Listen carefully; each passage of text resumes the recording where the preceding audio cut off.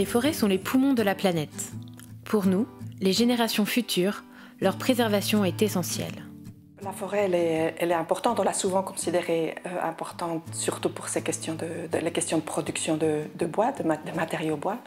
Mais en fait, on ne soupçonne pas toutes les utilités qu'elle peut avoir pour l'homme. Ça peut aller évidemment la biodiversité, il y a énormément de biodiversité qui est nichée au creux des forêts, mais aussi pour la fonction de récréation. Dans nos sociétés, les gens ont besoin de pouvoir sortir, s'aérer, voire avoir des contacts plus spirituels avec la forêt. Il y a des études intéressantes là-dessus, mais bien il y a aussi le stockage du carbone, jouer un rôle de tampon sur le climat, épurer les eaux des rivières. Donc la forêt a vraiment énormément de rôles qu'on ne connaît peut-être pas toujours suffisamment.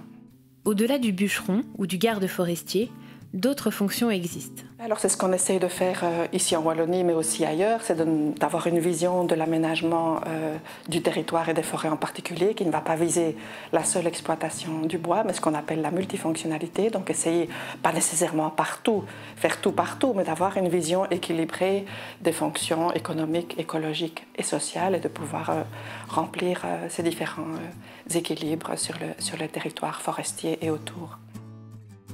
Loin des clichés, ces métiers s'exercent en partie en ville, dans un bureau, et à l'aide de logiciels de pointe.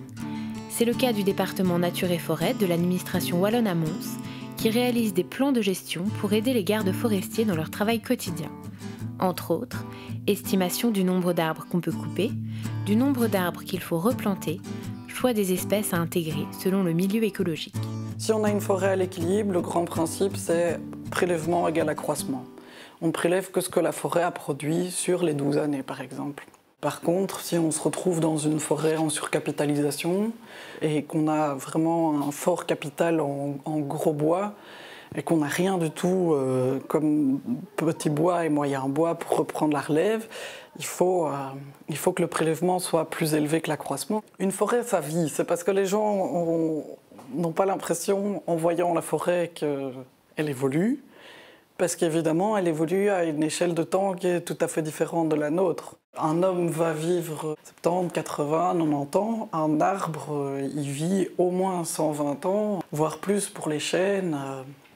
Donc c'est une approche tout à fait différente. Sur une vie d'un arbre, il y a 3-4 vies de forestiers.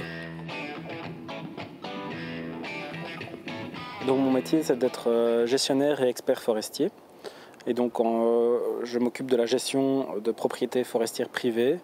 Donc les propriétaires me confient toute une partie ou une partie de leur patrimoine forestier pour des missions ponctuelles ou complètes pour faire de la gestion forestière, c'est-à-dire arriver à satisfaire leurs objectifs par rapport à leur forêt, leur objectif patrimonial de production de bois, de conservation de la nature, de chasse, d'accueil du public. Voilà, ça dépend vraiment les cas et les propriétaires.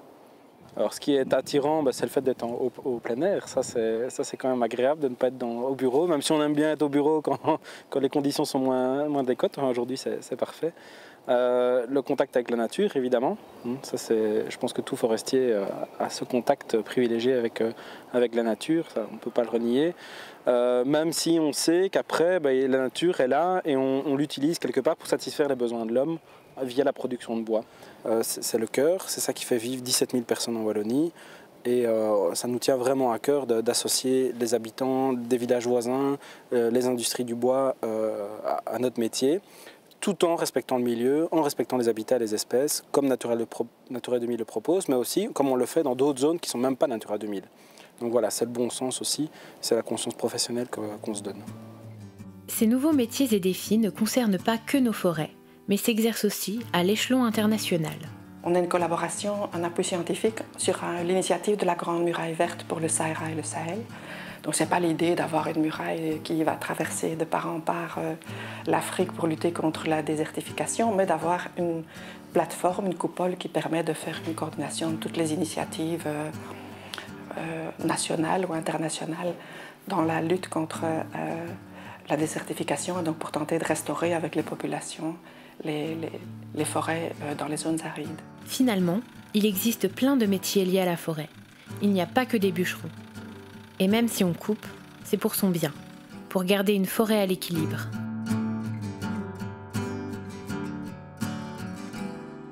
Couper!